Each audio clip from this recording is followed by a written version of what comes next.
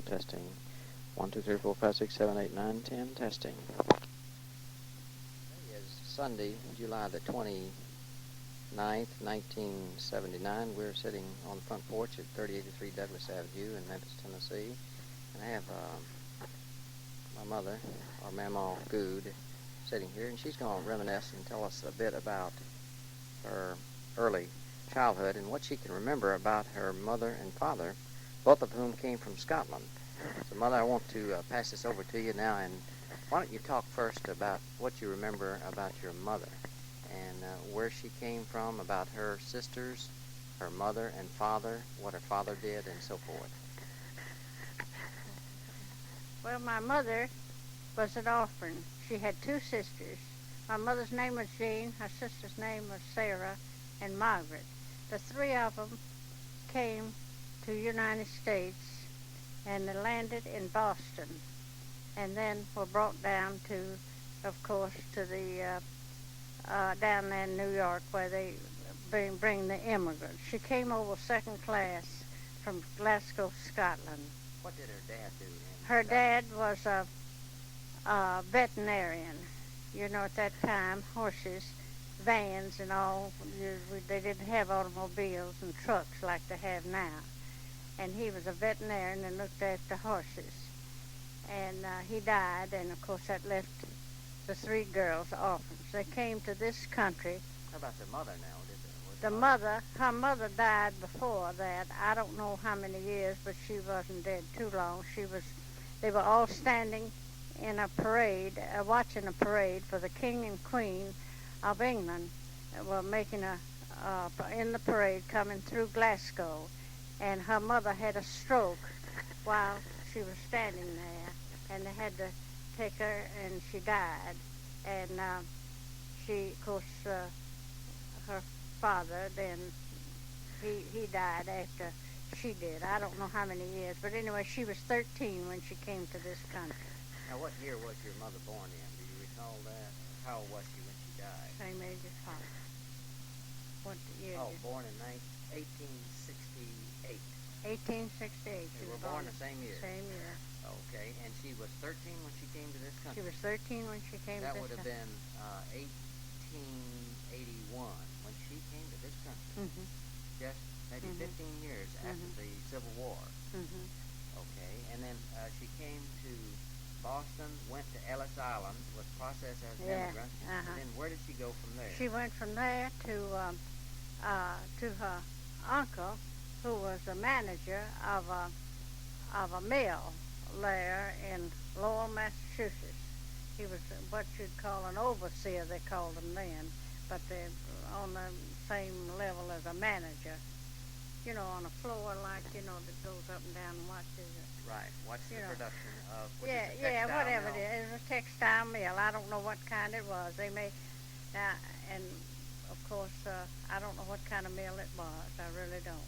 But that was a textile center of the United States up there, you see. See, they moved south when they could get textile people did, when they could. Sure, moved into the Carolinas. Yeah, and also down further south, near the cotton and everything. Okay, now, so your mother ended up settling in Lowell, Massachusetts. Yeah, Lowell, Massachusetts. And she was, and she go to school, public school? No, she did not go to school anymore. She went to, like I said, she worked in the mill.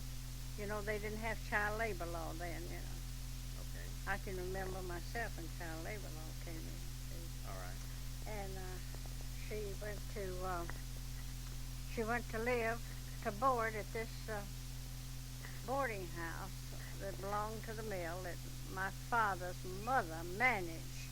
She was a widow. Okay. And she had been there for 4 or 5 years, see, because Papa was 9 when she came, Okay, that meant that he was there when he was 9 years. Let's go back and pick up him now. Your dad was born in Glasgow, Scotland? No, he was born in Edinburgh. In Edinburgh, Scotland, in 1868. Yeah, same year. And then, he was 9 years old when he came to this country? Yeah, he was 9. Do you remember anything about what his father and mother did? Well, I don't know. His mother is still living, of course, when he came to this country. She brought him, but his father was a foundry man, his iron molder. That's what he was, tradesman. Okay. Did your father ever say anything about I think he learning died. anything from his father? No, Did because he an was apprentice? 9 years old, only just what he inherited. Okay. All right. So he came with his mother to New York, Yeah. landed at And, Ellis Island, yeah. and then after that They went over to Lowell, Massachusetts, and she took charge of this. That's when she took the charge of this boarding house. See, his mother his mother run the boarding house. ran the see. boarding house. Okay. See, she was there 4 years before my mother came. See, Okay. my father came when he was 9. My mother was 13. See. Okay. So She they was were both 4 years. 13 at the same time when Yeah. when, When my your mother came. And your dad, grandfather MacArthur, worked in the same factory as your mother? I don't know whether it was the same thread mill or not. There were several mills around there, but this one she boarded, it must have been. I never heard him say. What about your dad? What did he do in the thread mill? He was bobbin boy, 9 years old, had just finished the 3rd grade, and never got to go to school anymore. You mean as smart as he was, he never went to Never school? went to school anymore. Well, where did he learn all Well, these things he knew? he had a friend. They were members of the Episcopal Church. The little parish church was there. The minister was a bachelor, and he was the minister of the church, the custodian, the soloist, and everything that had organist anytime he wanted. He had all those towns. He took care of the little small one-room church is what they had.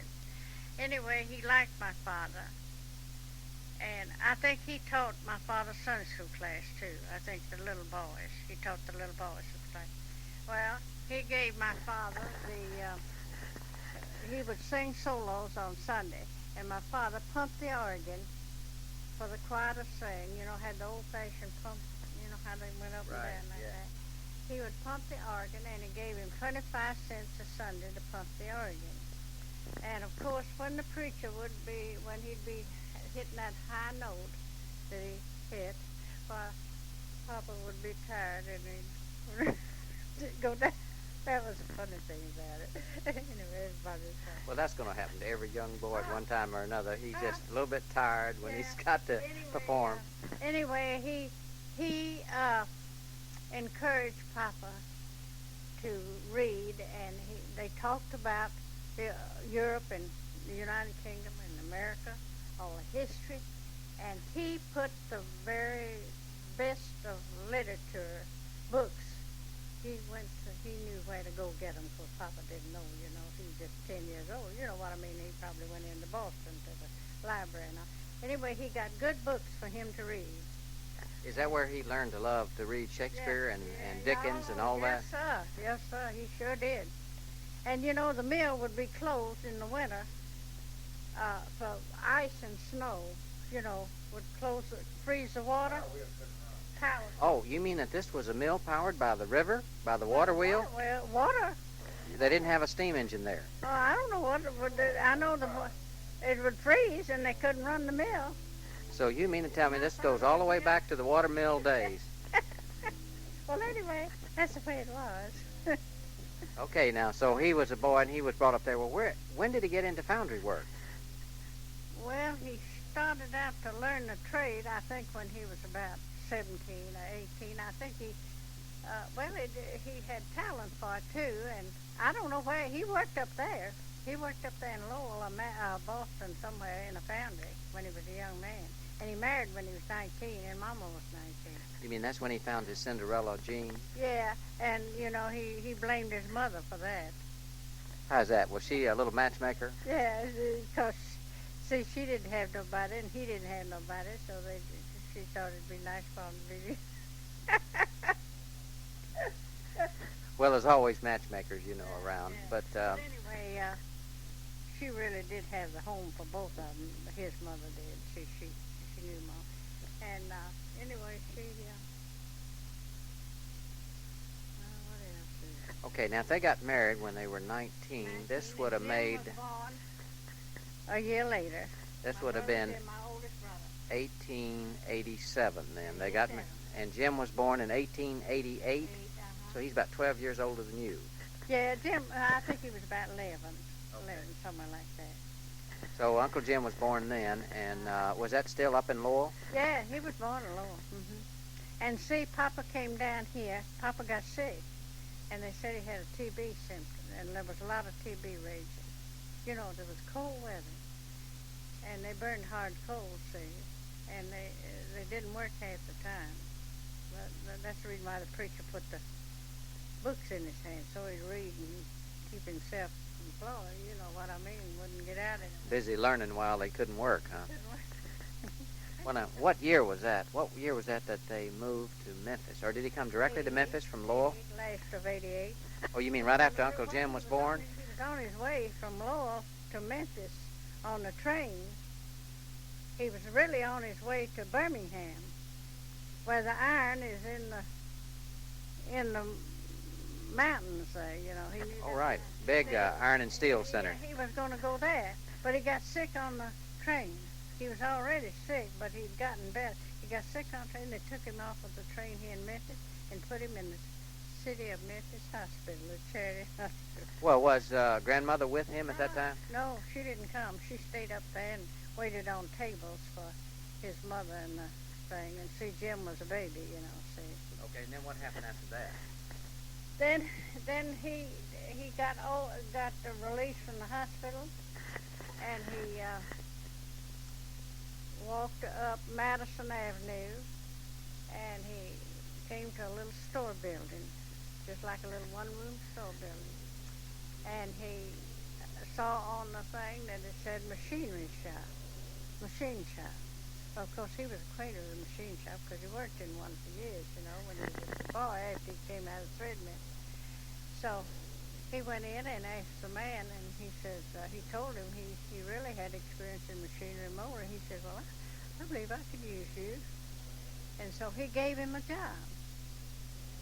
He wasn't really strong, and he says, now you can, the days that you don't feel well enough to work, you see, he had to stand up to a machine. Says you can kind of take out, or, you know, he tried to help him get strong, see, but he needed the job. And he stayed there, and then he found out he was really a molder. You know, he liked molding. Floor molding, or machinery molding, whichever one they wanted. Okay, now let's see. He was 20 years old at that time, Yeah, he was about 20, yeah. and he was a foundryman by training up in Lowell, but he also knew machinery because he'd worked in the mill. Machinery, yeah. Well, he was a machinery man. He worked in a machine shop up there some, you know what I mean, when it would be open. See, after he got grown, you know, after he finished thread mill thing. Working at the machine shop, and then about when after that did grandmother come down with Uncle Jim? About, I think Jim was just an infant, you know, 4 or 5 months, you know, after he got a little pay and brought her down. Well, now, Rented an apartment on Main Street. They lived in a hotel. You know, a hotel at that time was just a 2-story house, you know, with a bar. you mean Main Street, Memphis, Tennessee? Yeah, down there on North Main. Sure did. And then they moved out on Madison Street. And I don't know where David and Donald were born. They may have been born on Madison. I don't know. Are these two brother and sister of yours that died? 2 brothers that died. 2 brothers. Mm-hmm. And then, What years about were they born? I don't know. They were about 89 or 90, yeah, 1890? about a year and a half. When was Uncle Bill born? Well, Bill was 60 years old when he died, and he died in Julian Berlin, Marion 56. That's right. Well, that's how he was. So that would have been 1896. 96, See, and I was born in 1900. Bill was about 3 years older than me, really, a little over. Okay. Okay, now let's see. Uncle Bill was born in 1896, and then you were born in 1900, and then Uncle Clint? Uncle Clint was born 2 years later. In 1902. Okay. He's 77 now in 1979. Okay. You had Uncle Clint born in 1902, and when did you build that house at 222 Edgewood? Do you remember that? My mother bought the house. Mother and father bought the house about 1898, about 2 years before I was born. They lived on Edgewood Street, but they lived across the street, and this house was for sale, and they bought it. Oh, okay. Now that was... She built on to the house. See, she built one room. It only had 3 rooms. Well, see, she just had her little boys, and she could live in 3 rooms. And then she built another room on the side, and then they plumbing and everything. Huh? There were 2 rooms on the north side. I'm not talking about that time she built. That's the second time she built. Oh, she had a second extension she built onto it later. She built a room where the bathroom was, and that was there was another room there, see. And then when she built the 2 rooms on that side, she made the bath and the hall and the 2 big rooms there. Yeah. See. Okay, now was that was located right across from a little small elementary school? Uh-huh. Lennox School in 1908. It was built in 1908. Now that's where you went to school then. Yeah. Uh-huh. Well, what did your grandfather think? I mean, your father think about having a school right across the street? Oh, he thought it was just wonderful. He was always for any street to be paved, and he was very civic-minded. He believed in moving east and developing Memphis. He really was. See, he was a crump man. Well, we don't want to get into politics at this point, do we? Yeah, I know the history of Memphis was when they say he's a crump man. Yes, crump. His father Memphis, you know.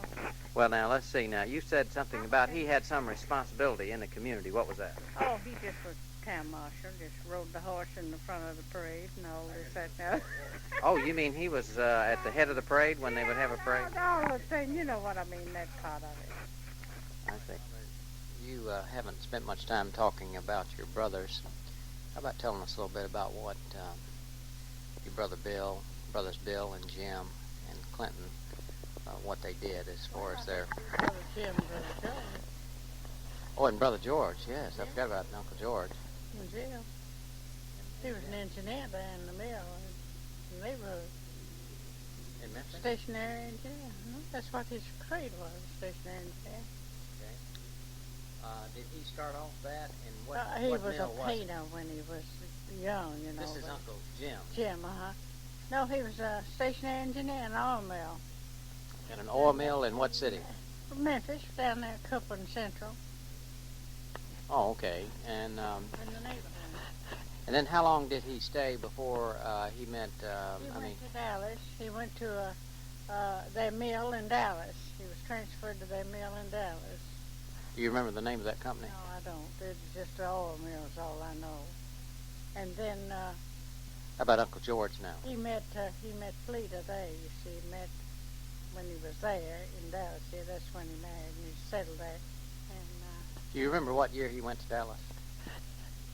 he went in 1916, I think it was, about 1916, because he married in 1918. Okay. And now how about Uncle George? Uncle George left home. He went to Providence, Rhode Island. Did he work in a stove factory? Up there. We don't have a stove factory in Memphis that I know of. Well, I thought I heard that he did. I just wanted. I thought I had heard that he worked in a stove factory. Yeah, up there in Providence, Rhode Island. See. Is that where he met? Moulder. Is that where he met Aunt Helen? Yeah. She was from Scotland. She was born in Scotland. She was born in a little town outside of Glasgow. I don't know I've forgotten the name of it. She came to New York when she was about 11 or 12.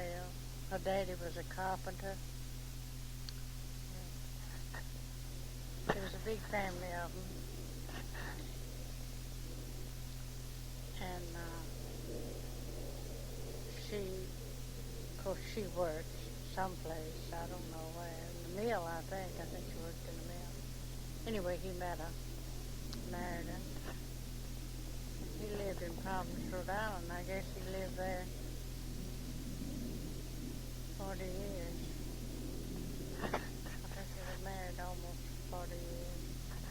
Okay, when she, what year was that Aunt Helen passed away? She passed away the same year that Bill did. She and Bill and Mr. Clemmer, Was it 1956? 1956, and Fleeta. Oh, I see, all of them. There Well, were now, we had 4 deaths in that year and 1 marriage. okay, now what about, do you remember, I was trying to remember Uncle George. How much older is he than you? He was 8 years older than me. So he was born in 1892, around that time. Yeah. Okay. And you know, he's 88, 98. No, you were born in 1900, so 8 years older would have been 1892. Oh, yeah, 88, 80. 92. 92. I thought you meant 18, 19. I don't know where I was thinking about 1902. Okay, now let's see. So that takes care of it. Now, Uncle Bill went into another trade. Didn't he get into plumbing somewhere there? Oh, he went into plumbing from the very beginning. Learned his plumbing trade. In Memphis? Yeah. And then at what time did he meet Aunt Myrtle, and when did he go to Miami?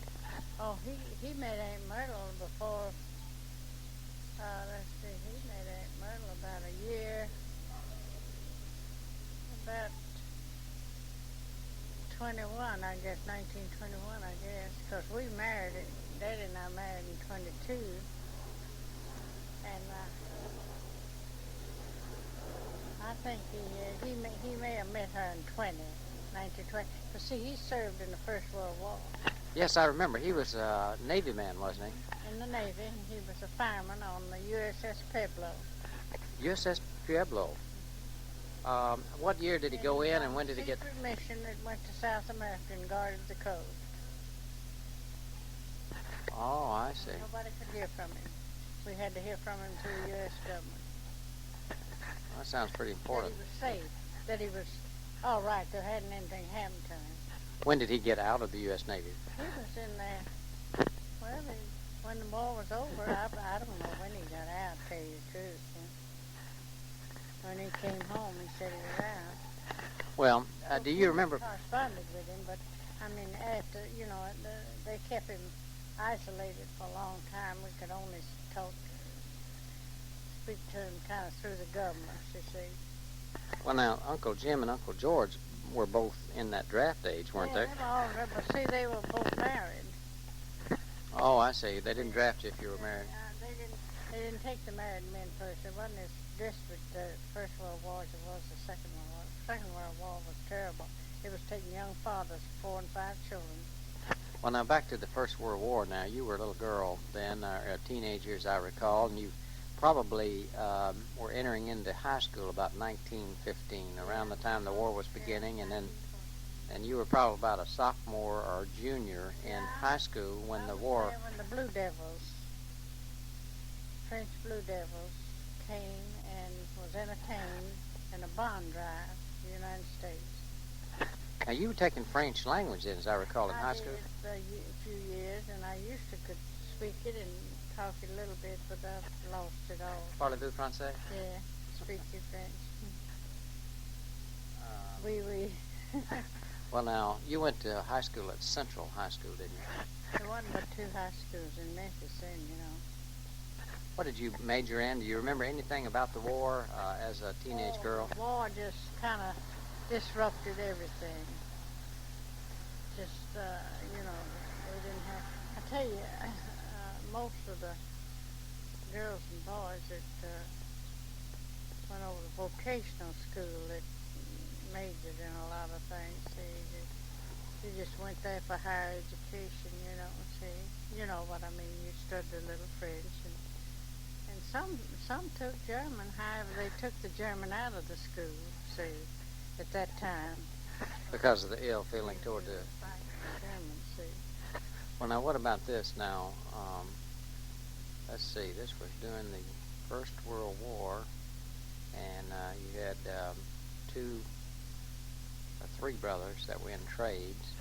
Now, Grandpa MacArthur, what was he doing during the First World War? Oh, he was with W. Sellers and Sons Foundry, and he's superintendent of the foundry, and he was doing a lot of big work, War work? war work and everything else. And they gave their contracts out to anybody they could get to do work like that. Okay, so that kind of takes us through the First World War, let's say, and then the victory was over. Anything about the victory celebration you'd like to talk about? No, I don't know. We were so glad it was over with, everybody. It kind of put a damp over everybody's joys. When you had, all of our boyfriends, you know what I mean, all of us girls had boyfriends, that met at the house, come to the house. And they were all over on the front lines and in the foxholes. And of course we were always thinking about them. Okay, let's skip along now. And we had one of the boys, he got killed, Reed Ferguson, Joe's brother. And that hurt us all. Well, that's always sad when someone... was one of the boys in the neighborhood, and we all went to parties, and girls and boys I went around with in the neighborhood, we didn't go down to Main Street to mount anything, only to buy a pair of shoes or something like that. We were out in the neighborhood, and most places you met at homes and had little get-together parties, and everything like that, and went to the ball games over in the park. Well, now let's skip along now for into the early 20s now. It's 1920 or 21, and you met some young man by the name of Q.B. Good. Could you tell us how that happened? Well, I don't know. I was supposed to meet him in 1919. You mean somebody had scheduled you to introduce you? I tell you what happened. I knew a boy that worked down at the grocery store, and the girl next door to me. I went to the grocery store a lot for my mother, see. But the girl next door to me didn't go. She didn't have to go to the grocery store. I don't know how they got their groceries, but we used to go around together and laugh and talk. So she would walk down there with me to the grocery store. Well, Willie Daniels would talk to me, and he talked to Evelyn. Evelyn was a right pretty girl, too. And he knew she lived next door to me. Well, first thing you know, Willie left the grocery store, and he went out here to Bartlett to a school. He was a helper in a maintenance department for a school they had out there. And he met Evelyn somewhere, I don't know, either met her on the street or something. Anyway, he met her, and she came. He said, he met, I don't know where he met Evelyn, but anyway, he came to see her one Sunday afternoon. And I was passing, I think I was going over to see Cornelius. And I said, well, hello, Willie. I was kind of surprised to see him sitting over there with her, because she never had said anything back. But he had just seen her a day or two before, and he said he wanted her. And so he said, how you been doing? We talked a little bit, and he said, Estelle? I said, yeah. I said, I haven't seen you down at the grocery store. I said, you've been put in another store or something, And he says, no. I said, I'm working out at a school in maintenance. And he says, so I didn't know where the school was or anything. And he says, Estelle, says, I've got a roommate I'd like for you to meet. I said, well, all right, I'll meet him. I just didn't think anything about it. Well, he never did. It was Daddy he was talking about. At least he had good intentions, though, didn't he? Yeah, he had good intentions. But, that's who he was talking about, see. But I didn't know who he was talking. So, Willie, I don't know. I think he got fired. Well, his roommate, Daddy really was his boss. But they roomed together, see. They took care of him. And, anyway, I said, all right. And so... bring him in or something like that. I thought that way if he's coming. But he never got around to it? No. So when when was it that someone did get around to introducing you to Dad? Daddy left that school and went down to Bartlett and worked in the garage. See, got a job in the garage.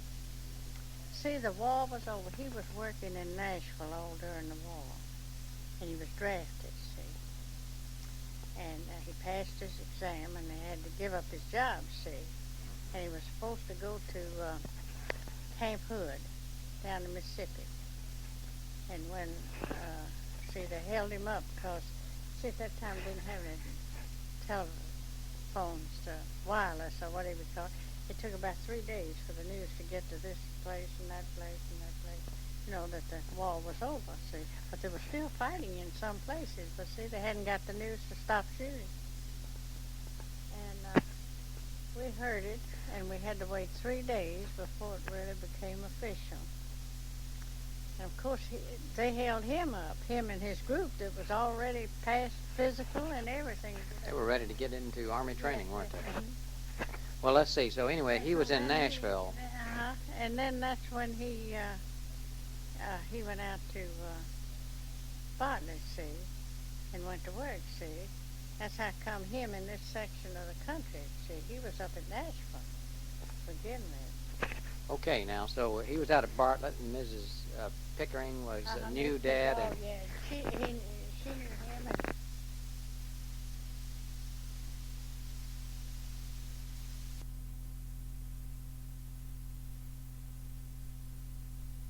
Recording on Friday, May the 2nd, 1980. We're about to record a session with Mrs. Gus Moser. All right, Ms. Moser, I would just would like to ask several things here. One is, I know you heard Mother talk a lot about her own mother, Jeannie McFadden MacArthur, and how she taught her about groceries and good home management and buying a lot and so forth. Maybe you could tell us a little bit about that.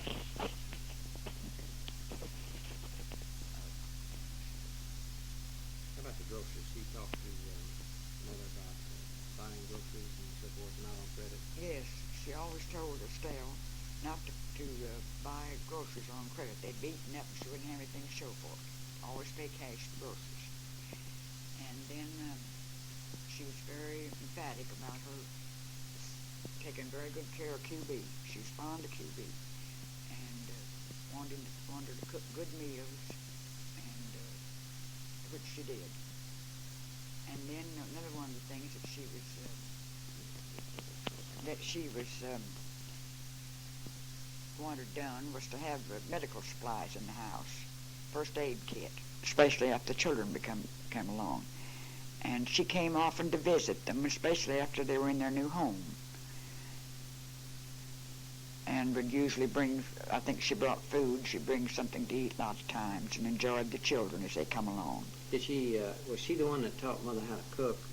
Yes, she did. She taught her how to cook, and I feel like that she was a very good manager. Their home was paid for, and she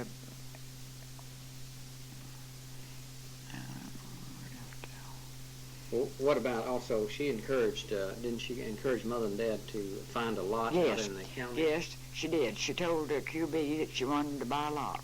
So he went out on Douglas and bought the 2 lots. And I don't remember what the price was. They were very reasonable. And Dad bought some tools, didn't he? And yes. He actually did the contracting. Yes, he did. He built the house. He laid the brick and built the house. And, of course, kept it in repair all through the years. Well, do you ever remember about what Mother said, how long it took them to build a house and so forth? No, I don't. I can't remember about the time. Well, now, when did you all move into that house behind us there on... In 1936. Okay, and you became friends with Mother and... Yes, we did right away. We became friends right away. And I believe that your family invited us to go to the Cumberland Presbyterian Church because your people were already there. So we began to go up there to church. And the children played together. QB made a gate to the fence, and the children all played together and had many good times. And then that, about along that time, the Depression was bad. We had, many people were out of work. How about Mr. Mosier? Was he working then? Yes, he was working at Fisher Body, and then it went out of business because they made wooden bodies for cars. Of course, they quit doing that. Well, then he went to Firestone. Was there a period in there where he was unemployed? He was unemployed before he went to Fisher, when we lived over on Macklemore. Okay. He was out of work for several months. A great many men were out of work then. Well, that meant you had to do a lot of skimping and trying to save and make do with what you had. Oh, yes. Make your own clothes and what else? Yes, we did. And, well, we used to say that if a cake called for 2 eggs, we used 1. And Gus used to say he believed I knew how to cut 1 and 2. But we really did manage, all of us. And we got hints from each other, the church ladies, neighbors, and we used to pass our clothes around to the children. And, of course, the children never had but 1 pair of shoes. We'd buy a pair in the spring, and then we'd buy another pair when they started school. And otherwise, they wore their old ones or went barefooted. What about your diet? I mean, what did you find were the best buys for food during that time? Well, we, at our house, we've always eaten a lot of vegetables. And, of course, meat was inexpensive, but we didn't have choice cuts of that even. And we had... Did you have meat every day? No, we didn't. About how often did you We have ate a lot of cheese for the protein, and we ate eggs. Eggs was reasonable. We used to have those a lot, fixed different ways. And we bought, like potatoes, we'd buy in large quantities. And we walked to the Liberty store. Liberty Cash was the cheapest then, of anywhere. Sure. And we'd walk there to save gas and buy our groceries for a week. A lot of beans, too, Mama. We ate a lot of Navy navy beans, yes. Navy beans and cabbage. I told George's son's wife the other day to cook some navy beans and cabbage. He took about 2 gallons of big cabbage and ate all of it. We ate a lot of soup, The food is good to bring in, but vegetable I like soup. plain Sure. common food. But how often would you have meat now a week during those bad Well, Depression years? we try to have some kind of a roast on Sunday. We cooked our food on Saturday for Sunday. We didn't cook on Sunday. Okay. We cooked Made a good meal. and got our clothes ready. Every Saturday was the day that you got your clothes in order for Sunday, and we cooked the dinner. Cooked the dinner, and we used to make pies, and we bought dried fruit. That was cheaper than fresh fruit in those days. Sure. And we ate a lot of prunes, and we had well-balanced food. We ate a lot of cabbage and lettuce, onions, and those green vegetables. Made salads or slaw. We made a lot of slaw. Made our own dressings. We never bought any dressings. We made all of our own mayonnaise and everything like that because that was cheaper. There weren't too many ready-made foods, were there, then? Oh, we didn't have any. They would have been too expensive anyway. Well, what did the children do for fun? Did they just play outside in the yard there? Or? They played out, and they played all kind of farm games, and very few toys. We didn't any of us buy many toys. Most of the toys that our children had were homemade. And they never had new bicycles. I don't think that your children did either. I think most of what they had were old ones that they fixed up. Our girls never had a new tricycle or a new bicycle. They were all, you used to get them for $1 or $2. And Second hand, and Yeah. fixed them up. Whitten Repaired brothers them. always had them. Go down there, and they never had new ones. But they were, everybody on the street liked to ride them because they looked different. Painted up, and they had little license plates on them, and all different kind of things. Oh, yeah. And Well, now we had, let's see, Mother and Dad had that spare lot right next door. And you had played mentioned there, yeah. The kids loved to play there. And Mother liked that because it was so close that she could watch over them. Out the dining room window, she could see you. She knew where we were then. Yes. And you had mentioned that oftentimes you'd come in the house and you'd see things on the dining room table there. Was that a kind of workshop there? Yes, it was. I think the boys, I expect you were the leader, George, they would have their, on rainy days, I'd go over and they'd be old radios being torn up or small motors being worked on. And there'd be a good many boys around the table. And Estelle would kind of apologize a little bit, and she'd say, well, you see, I know where they are. It seemed to work out real well. Because I remember they had, you ought to keep that table. It's got a lot of memories. Yes, that table is where the family gathered. And then over in the corner was the heating stove. And they on Saturday night, or Saturday, you'd go over there, the knickers were hanging around, and sweaters around the stove to dry. And the shoes were all polished, ready for Sunday morning down the floor. What about the big flood that happened in the 30s in Mississippi Delta there? Can you remember many things about that? Yes, I remember that QB's relatives from Mississippi, I can't remember just how many, but there were more than one family, I think, came and stayed with them. And that's when the baby got so sick. And Estelle always blamed herself. She thought that there was so much confusion and work that the baby got sick before she realized how sick he was. And Dr. Mitchell was the doctor, and I think old Tom Mitchell, and I think he came to the house, they did in those days, and advised to put him in the hospital. He was dehydrated, had diarrhea, vomiting, and he didn't live long in the hospital, just a very few days. Oh, I remember he was about 2 years old, and I remember how he wanted water. I remember that very clearly. That was a real sad time. Probably vomited everything they gave him. Couldn't hold it. Well, it was sad. We were all sad. And but I can remember your daddy saying that we just be sure to live better lives so we'd see him. In heaven. Yes. And well, now, one thing, Mother and Dad went through a lot of tough times there, I know, with baby sick and also with relatives there, and helping them out. And I understand that some of the men at the church told Dad he really didn't need to pay his tithe for that month, or something. They thought he needed the money. Do you remember that? That's right. The elders went over to the house after the funeral.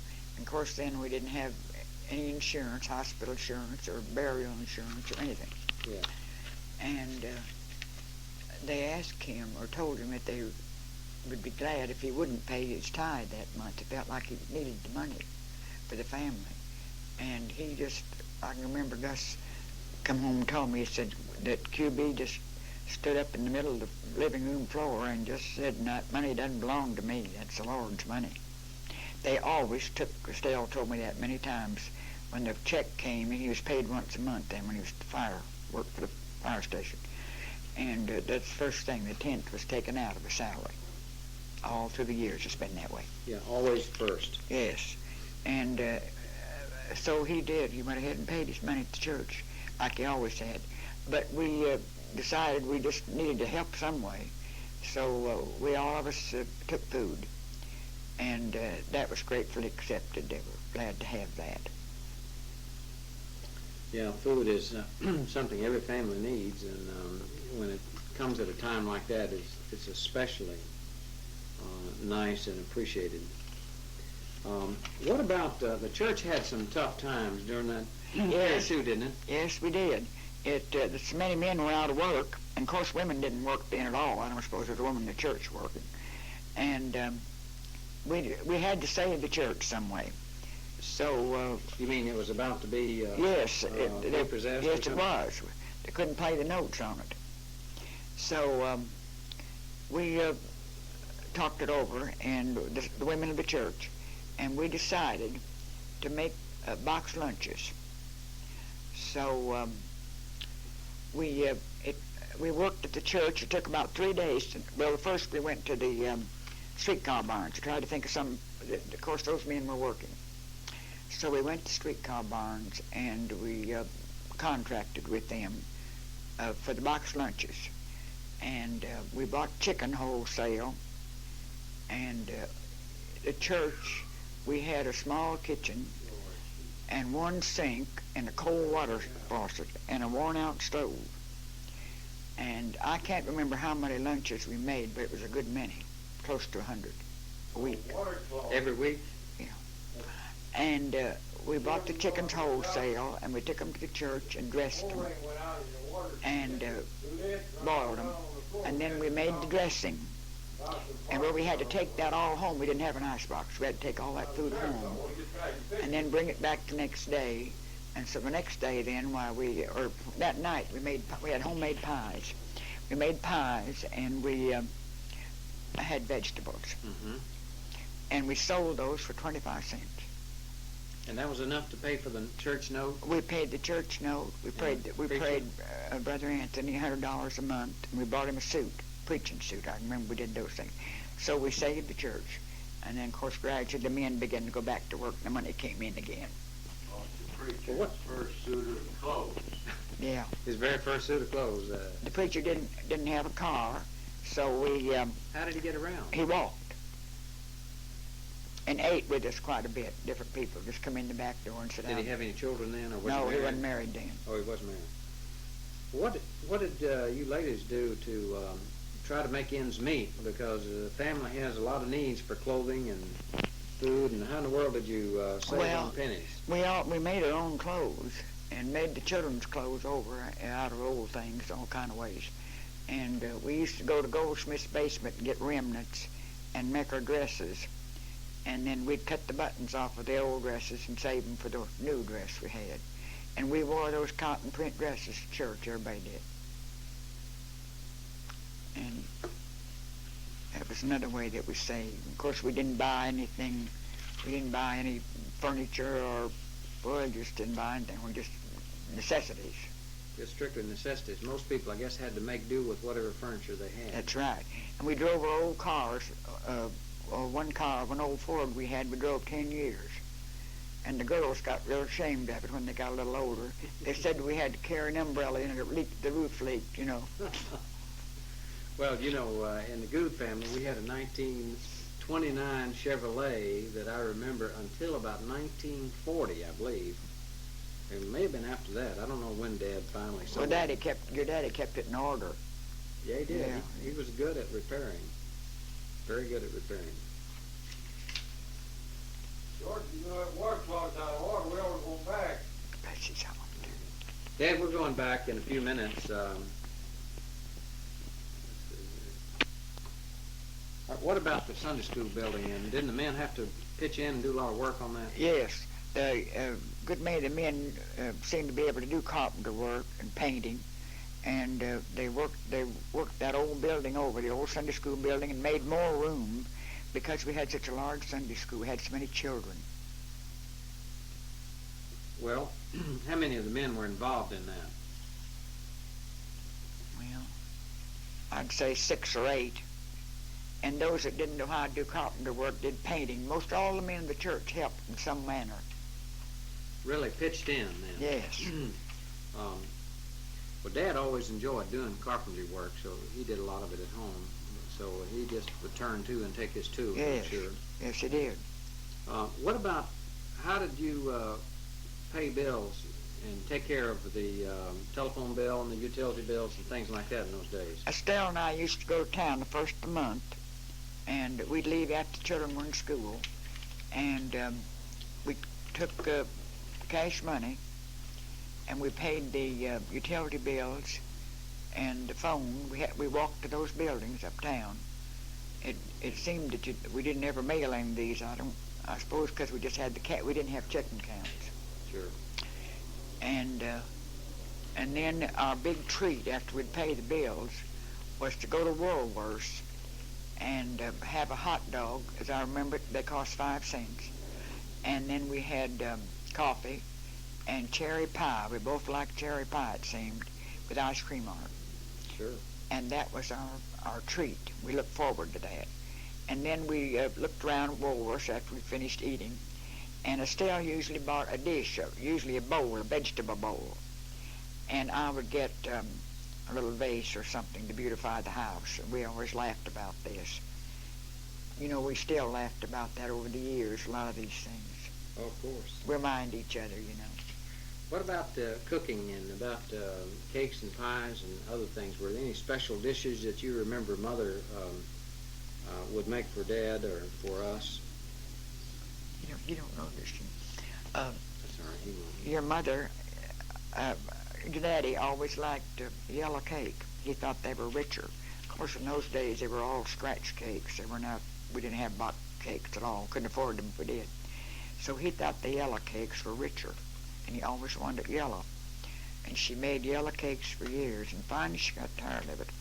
So she made white cake and put yellow coloring in it, and he never knew the difference. Well, now, the Good family was rather large. It had, at one time, 6 children. And now, a lot of people would wonder, well, why have so many children, and can you really make room for them? I know people would ask Mother that question. Do you remember her comments on that? Well, she would talk to, some of the people would say this to her, and she didn't say much about it right then, only that they were very happy with the children. They had a happy home. And in later years, some of these people that didn't have children would come to visit, and it was very evident that they were lonely and didn't have anyone to turn to as they got older, and that QB and Estelle's children were just a pleasure and a blessing to them.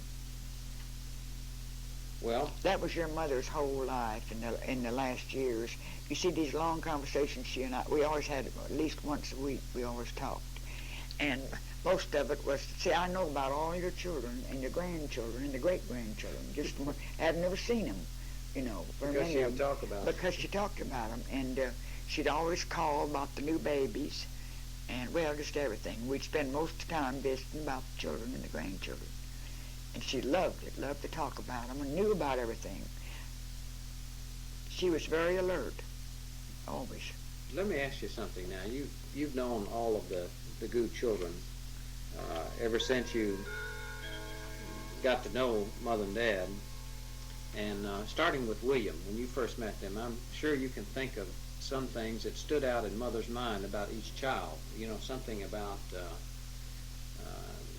each child has certain strengths and has certain weaknesses too, and let's talk about the strengths that you can remember that Mother said. Like William, for example, was always very handy with tools, wasn't he? Yes, yes, he was. And he was always very obedient. William was very obedient. William told me this time, he said, I said to him, your mother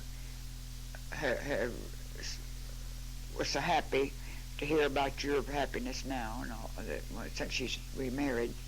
And I said, you know, you just never worried your mother any. And he said, Mother had a way. She didn't nag, she didn't fuss, but I never could do anything to hurt her. Well, that's beautiful. That really is. How about Imogene? What do you remember Mother's comments and thoughts about Imogene was bright, always, and she wanted Imogene to have as nice of things as possible as she got older, nice clothes and things, and she neither one of them wanted Imogene to marry as young as she did. They'd like for her to finish school before she married. Well, she did go ahead and finish school. Oh, yes, she did, yes. But they weren't sure, you know. But, at that time. Yes, but they wanted her to have it. Very emphatic, if you children all have a college education. They really Mother and Dad really thought a lot about education. Yes, and that was one of the things about Imogene. They wanted her to be sure that she'd get it. She worked in the blood bank, you know, at the Baptist Hospital, and that's where she meant to go. What about myself now? You. Well, Estelle always said that you were the brightest child she had. And when you'd ask a question, you couldn't just answer yes or no. Excuse me. Well, now, I know Mother had a lot of nice things to say, but how about, what do you remember that she said about Fletcher and Julia? Well, Fletcher was always a clown, and we always stopped at Fletcher, and she did too, looked like her, and he was a lot like Grandpa. Did she ever suspect that someday he might be a doctor? No, she never knew what he was going to do. But she knew he liked people. Yes, she always liked people, and he would tease the girls, and just get a big laugh out of that. What about Julia? What do you remember Mother's comments on Julia? Well, your mama used to say, Julia is not very pretty now, but she's going to be pretty when she gets grown. She worried about that. She thought she'd be prettier as she got older. And she did, didn't she? yes, she did. She's a beautiful woman. And one of the things I remember when she was little, Imogene was taking music lessons. They got a piano, and they were all happy about the piano. We all went to see the piano, and Imogene played nice for us. So then, in a day or two, QB was home that day. Why, Julia hadn't started school yet. So they heard the piano being played, and they both went in. Estelle and QB went into the living room, and there was Julia, just playing away, playing the pieces that she'd heard Imogene play, playing by ear. Mm-hmm. Oh, So- she was so quick to Yes. pick up the music, and She did very fine schoolwork, too. very bright, and Yeah. yes, she did probably had the best grades of any child in the family, I think. She learned to sew early. Just learned to make her own clothes early. And, of course, she made her mother's clothes, for years. Oh, yeah. Well, she and Imogene both were very good in home economics, things had to do Yes, with homemaking. yes, they were. They were. Very talented. And, of course, Imogene's talented with her painting. Oh, yeah, And the art and... they both sang. Oh, Julia. that's right. Imogene also was probably had some of the best musical talent in the voice side. I Yes, think. yes. She and Julia both were very good. Both at of them that. sang in church choirs for years. And Fletcher, of course, he liked to entertain with his singing. Yeah. Al Jolson, do you Yeah, remember those? yes, I do. I Now, remember. something a little bit more on the serious side is what you were known as a nurse at the church, as one who would always be ready to assist any family that had any illness. Do you remember much about that? You can tell us about Yes, what went on? I'm strong to believe that everyone has a talent, and I felt like that was my talent. So I used to stay with people in the hospital after surgery at night, usually, and so the family could get some rest. And Estelle kept the girls, and she used to praise me for doing this, and I always would tell her that I couldn't have done this unless she'd helped me with the girls. So they slept four in a bed, the four girls, and Fletcher used to get under the bed and make funny noises and scare them, and especially Nancy. Nancy remembers it. Yeah. And they had a lot of fun together, of course. And they used to they had a bench at the table in the kitchen, and the girls used to call that sitting on the fence. Sitting on the fence? Sitting on the fence. That was the bench? I Oh, think yeah. they were short and they sat on the top of it. Sat on the top of it. Of the bench. Well, what about, I remember two of the children that got real sick. I remember William got real sick once, and also Fletcher, but I don't remember the details. Fletcher's might have been scarlet fever. I don't remember that. You don't remember that? No, I don't. I can't remember. Oh, I thought you were The right kids there. were all, well, I expect there was, but I can't remember that. I'll have to ask Fletcher about it.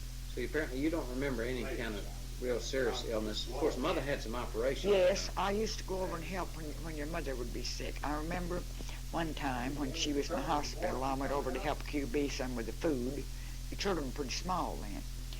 And they had so much milk, had the cow, and I was delighted with that milk. So I made custards and tapioca pudding and just all kind of good things from that, all that good milk. And I always had a good time when I went over there because the children, you all helped me. And it was real pleasant. So I guess you could say that while we were growing up, we had a good home. We had clean clothes. It may not have been the newest thing. We had plenty of milk, probably plenty of vegetables. Maybe not so much meat, but enough to eat. And we had a lot of fun playing outside and around the house, and also. I had so many. We had a lot of neighbor boys, you know. That's true. Yes. The Kirkland boys. Yes. And there were others. A lot of them up and down the street. Ralph Hooper.